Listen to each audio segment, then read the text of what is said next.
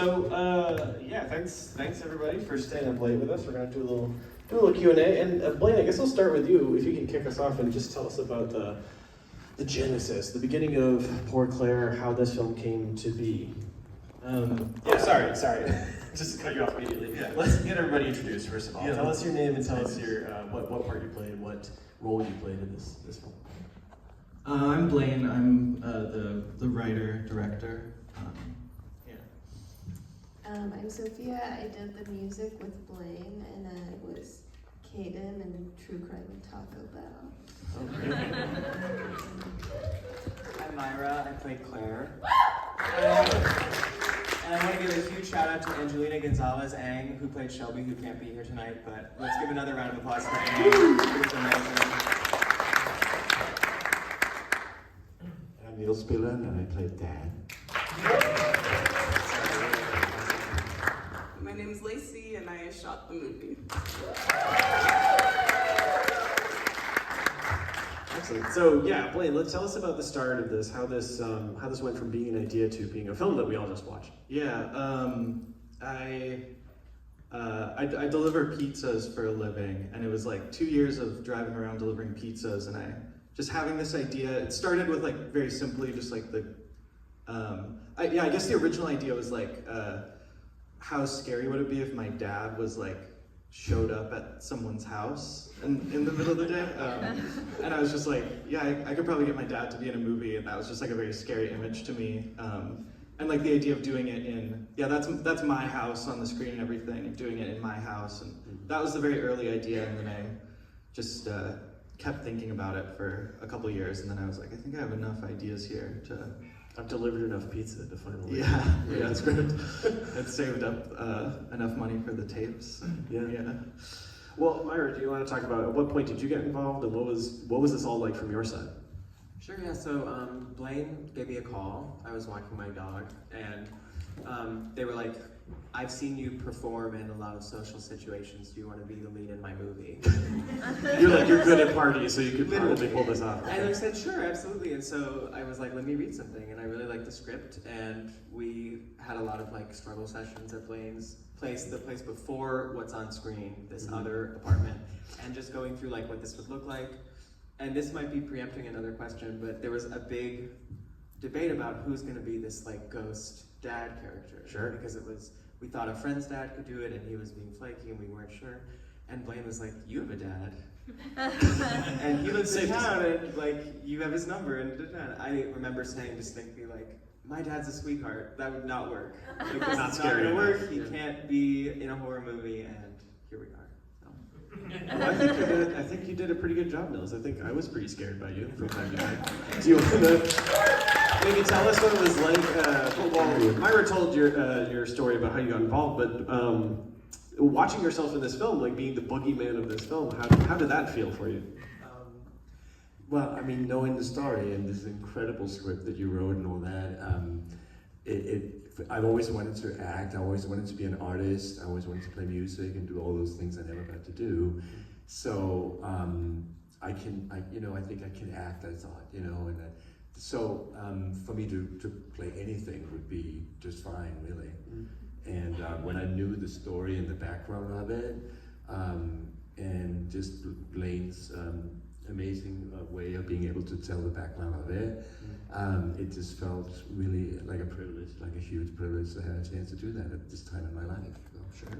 Yeah. Well, so Lacey, I wanted to turn to you and ask a little bit about the visual side of this.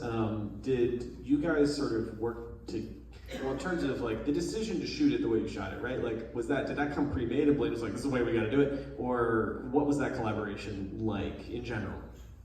Yeah, well, in general, Blaine and I. It was actually all over Zoom, our collaboration. This is our first time meeting. What? I'm just kidding. Okay. It's too late. Our brains are not working that fast, Blaine. Blaine and I were friends before and decided that we wanted to collaborate on something. Blaine was really set in their ways of what they wanted this film to look like and wanting to shoot on mini DV and express in this really specific way, and I was just interested in practicing a craft with like an artist's guidance, and I was really grateful to have been offered this opportunity to do that with Blaine. So they were definitely really sure of what they wanted to do before we got started. I liked what you said yesterday too about like letting Clare influence how we were shooting it too, because it's like it is her movie that's kind of revealed to be being made, and it's like her voice that's telling the story and letting that influence the visual language and the look of it. We see you at the sort of very end, towards the end of this film, and was that set up? Is that rigged? Is that like accurate to what you were doing? Were you actually recording sound as well? I had to run out during the credits. I could have checked this, but I didn't. We kind of all did everything. I recorded sound from time to time, and depending on like what the setup was. But yeah, that was pretty much exactly how it was. That wasn't the camera we shot on. That Yeah. was a prop camera, but there were a couple shots on that camera.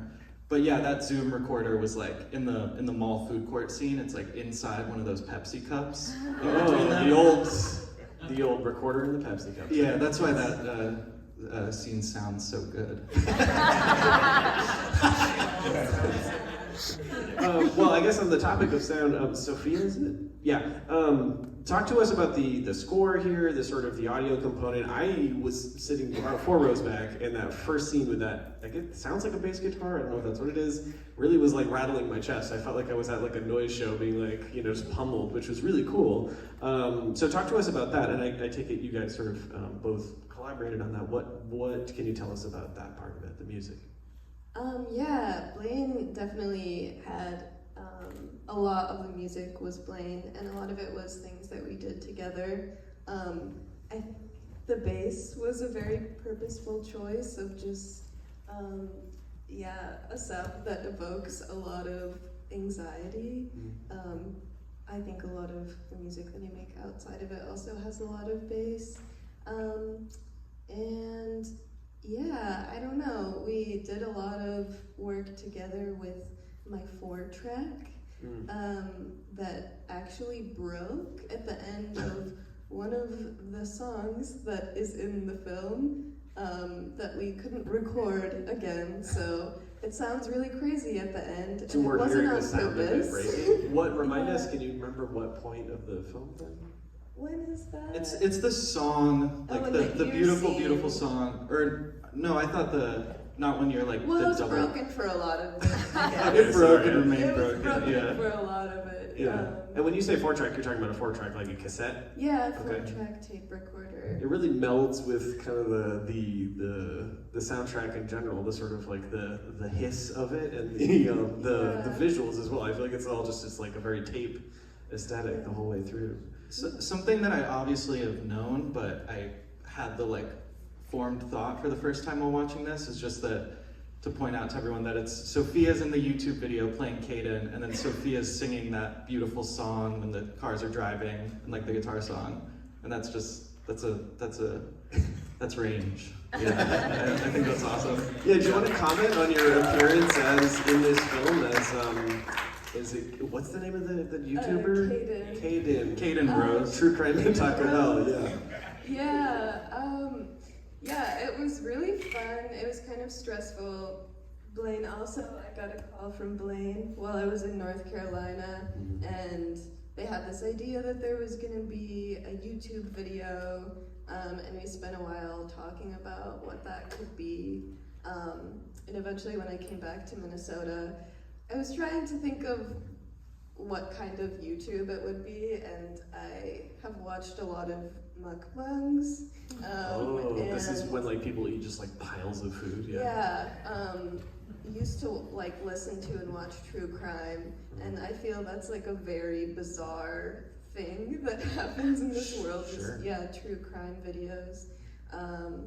And so I just had my laptop in my car, in the back of my house, and I filmed that, and I don't know, The it rest is was history. really fun, and it's really, really crazy to watch it, and it's really hard for me to watch it. So Sophia and I have like made music and art together for almost 10 years now, or over 10 years now or something. And an interesting part of our collaboration is I feel like Sophia likes to continue to work on things until they're like up to their standards, and I'm always just like, it's done, it's perfect as it We gotta is. stop. We gotta stop. Yeah. So yeah, I think like the YouTube video and some of the songs, you were like, can I please just work on this for a couple more days? And I was like, no, it's done. It's perfect how it is. Wow. Yeah. So Myra, is kind of like the through line of this film from your side as a performance. Like, what was? I don't really have a sense of how long this took to shoot or what the days were like. What was that part of it? I mean, you're on screen for, I believe, almost every frame of this film, like in every scene at least, right? So like, yeah, tell us about your side of that. Well, I wanted to embody like a girl who doesn't have a job, and a girl who is like a laptop girl who eats fish and doesn't have a job. And so, but we were all working full time. Like I worked full time in the public library at the time. My dad was working as a nurse, Lacey as a teacher, Blaine delivering pizza. I should know what you were doing, but I don't, I'm sorry. But we were like finding time to meet up, finding time to shoot. We had all those dawn shoots, like so in the very first scene and then the reshoot of that first scene that's at the end, those were like 4 a.m. call times, all at Blaine's house. Cool. And that's a 10-minute take, so we're doing that every single time, and the sun is coming up and we're racing against time. But I just remember a lot of like getting together, kind of last minute, and not having a ton of time, but it never feeling rushed. Like I think we got everything that we needed to get done actually in a nice tight time frame. And there was a lot of camaraderie. We're all kind of known to each other, so it was just like a really fun time. Nice. Except maybe the truck. The driving of the truck was horrifying. And the eggs tasted horrible. Oh no, the eggs didn't And then work. something happens, there's like an alchemical reaction where they taste like tuna. Like they taste like, Oh, I've it's had that awful. happen before actually. I've like poached eggs that tasted really Because they're sulfurous and basically gross. poached in butter. Because there's that much butter, so they taste horrible. So you're saying the eggs are gnarly? I That's eat such a those. I eat I those should've eggs said like that. every day. They're really good. I'm sorry, because that's You guys like ever red started- egg. We That's really not are egg. capturing the congressional hearing of it all. They Like, tasted bad Mr. because we had Chairman. it's user to. error. They Is what only you're saying. It's a tasted skill bad issue. because you were making them. No, but we had to make the eggs like I don't know if we did it like 6 times or something, and so we had like a bowl of like those undercooked eggs that we were like dumping the pan into every time, and then we had to shoot the scene where they were eating the eggs after already like having a So very you large just collection. skimmed off like the trough. Okay, all right.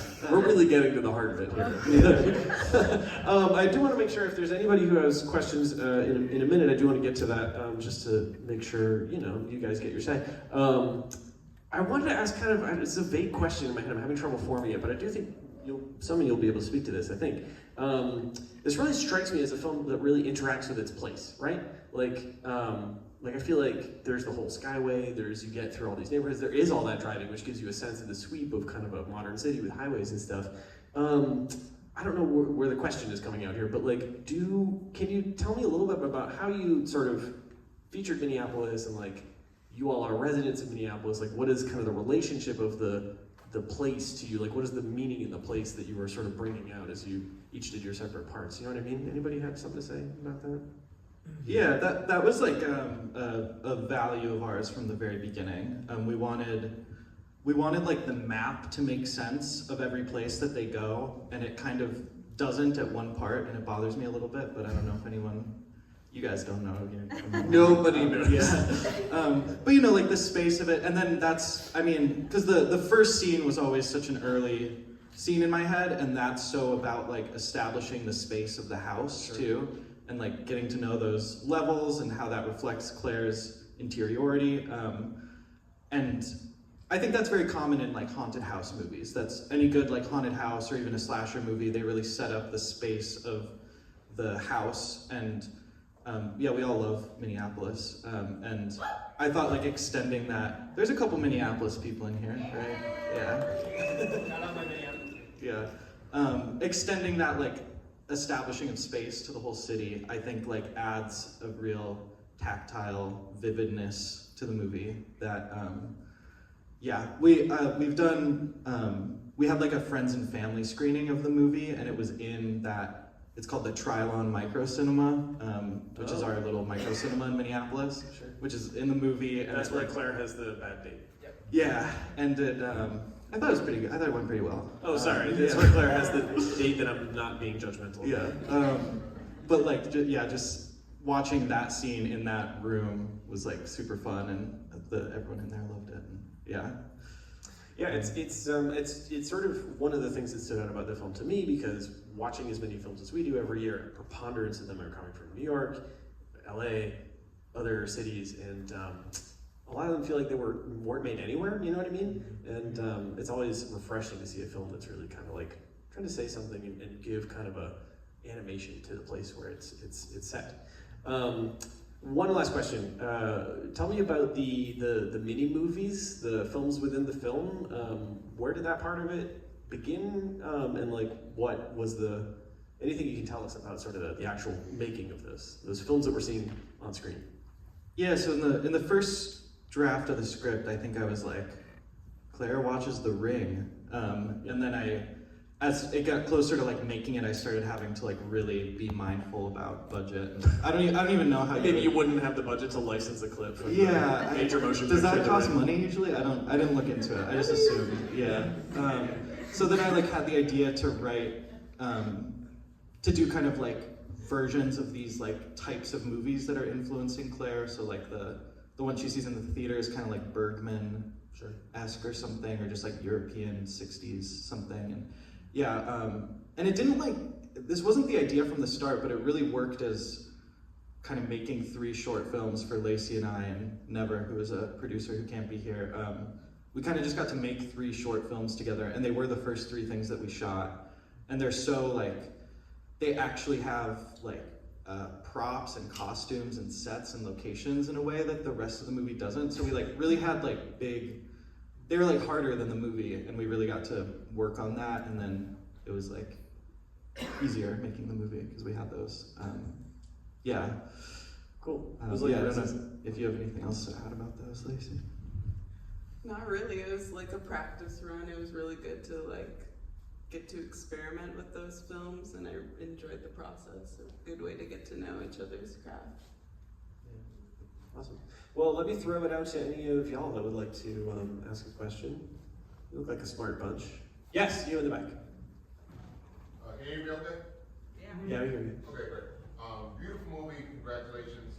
I want to ask a question about the like healing moment when it comes to the dad and kind of Claire thanking him for coming by, and then it leads into the driving around the city. I know you mentioned it a little bit earlier, but is there any connection to the driving and then that conversation with the dad at the end or towards the end? Yeah, I think I don't know, it was important to me, like Myra mentioned that she was always saying, oh, like, my dad is just like so sweet, like the role should be so menacing, and he's just so sweet. And I was like, I don't want the dad to just be a like menacing caricature the whole movie, because like, I think their relationship is beautiful, and I think like Claire, hopefully it's clear that like Claire learned a lot from her dad, and like a lot of what makes Claire Claire she got from her dad. And so I wanted to show them connecting, and yeah, in my relationship with my dad, a lot of it has happened over the phone and stuff, and when it is in person, it can feel more stilted. So that was like a real, while I was writing the movie, there was a moment where that part's very real. My dad and I saw Old, the M. Night Shyamalan movie. Oh yeah. And then we were leaving, and he was just like in such a rush to get out of there, and then he was following me home, and he called me and he was like, I'm sorry I didn't say goodbye properly. And I was like, it's okay. And then we missed the exit, and we had to go around in the 4-leaf clover. And I thought that was a good symbol of like the way relationships kind of go around, and yeah. That's my answer. Can I add an anecdote about shooting in the mall? Absolutely, yeah. Okay, so we were sitting at that table, and both of us, we had gotten to the mall, and we decided to do big roller coasters.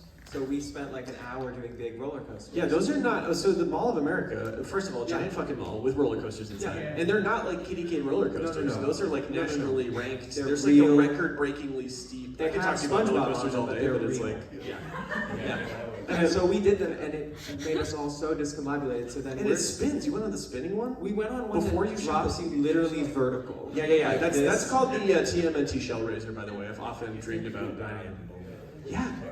It's super intense. So we were sitting at the table just blowing lines. Like, could not do the scene. And we were both, I had this moment where I was like, if I was with like some other random person I didn't know, I'd be so much more professional. But because it was us, we were getting so frustrated. Yeah. And so there's real moments in the movie where we're just like forgetting the line and like, oh my God, you know? Yeah. But that worked in the scene to just show us, be like, oh Jesus Christ. Sure, that does feel like kind of like it's not a method thing, but it's like a, you know, it's kind of like when what's his face hypnotized all his actors in Candyman. Like, except he should have just sent them on a roller coaster. It would have had the same effect.